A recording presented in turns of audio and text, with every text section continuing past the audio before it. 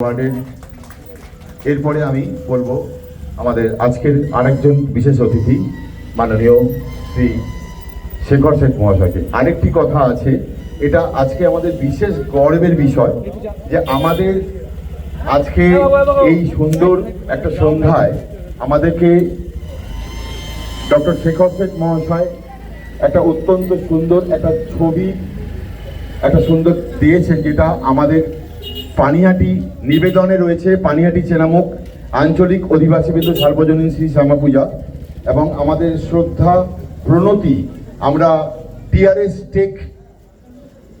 Take মাধ্যমে আমরা প্রদান করব। আমি আশা করব এটা আমি প্রবিদ্যার মাধ্যমেই মহারাজজিকে দেওয়ার। প্রবিদ্যা, তুমি একটু দিয়ে দাও আমাদের হয়ে। সকলে একটু হাততালি দিয়ে করতালি দেবেন। এটা সুন্দর একটা জিনিস, যেটা মহারাজজিরও ছবি রয়েছে এর মধ্যে।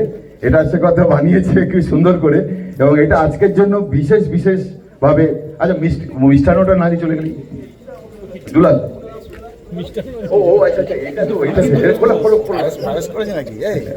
আচ্ছা, আরেকটি জিনিস আছে যেটা আমি জানতাম না, এখন আমাকে সে কথা বললো।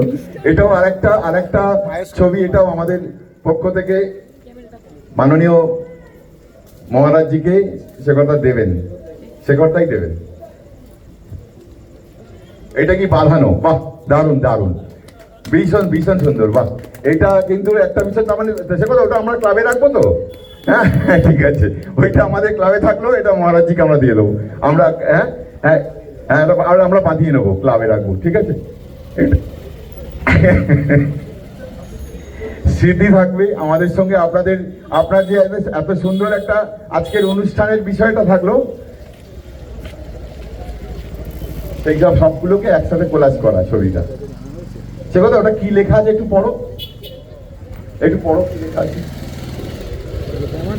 আমরা আজকে আমাদের সৌভাগ্য যে আমরা মহারাজজিকে পেয়েছি, স্বামী দিব্যগুণানন্দ, যাকে আমরা কৃষ্ণেন্দু মহারাজ বলে অনেকে জানি, এবং উনি খুবই বিদগ্ধ মানুষ। এবং আমাদের রহরা মিশনে যে পিটিটিআই কলেজটি রয়েছে তার অধ্যক্ষ তিনি। এমন একটি মানুষকে আমরা আজকে আমাদের মধ্যে পেয়েছি, সেই জন্য আমরা ধন্য এবং ওনাকে আমরা কৃতজ্ঞতা জানাই। আর এই কৃতজ্ঞতার চিহ্ন হিসেবে উনি আমাদের এই পানিহাটিতে এসেছিলেন মনীষেনের ঠাকুর বাড়িতে।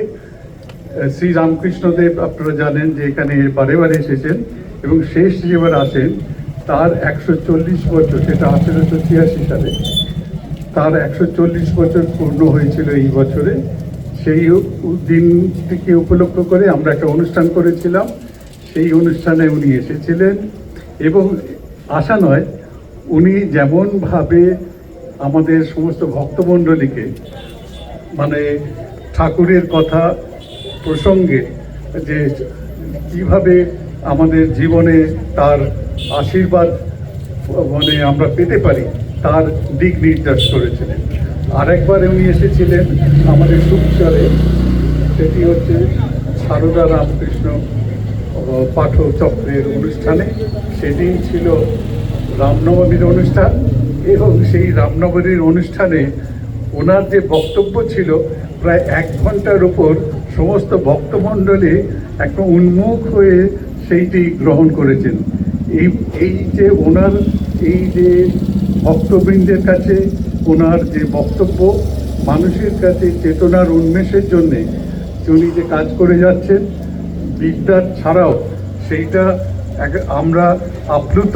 এবং এমন একজন মানুষকে আমরা পেয়েছি, শ্রী রামকৃষ্ণ, সারদা মা এবং আমাদের বিবেকানন্দের উত্তরসূরি হিসেবে যে মানুষগুলো এখন এসেছেন, আমরা তাদের পরশ পেয়েছি, আমরা তাদের কথা শুনতে পাচ্ছি, এটা একটা সৌভাগ্যের ব্যাপার। এবং সেই 2 দিনের ঘটনার যে স্মৃতিচারণ আমরা ছবির মধ্যে দিয়ে রেখেছি। তার মধ্যে আমাদের এই চেনামুখ ক্লাবের সব্যসাচীর ছবিও আছে, আমাদের প্রবিদ্যারও ছবি আছে। সেই জন্য এটা আরও একটু বেশি আমার মনে হয় চেনামুখ ক্লাবের পক্ষে একটা গর্বের বিষয় হবে। এইটা আমরা সেই জন্যে আমরা চাইব যে আপনারা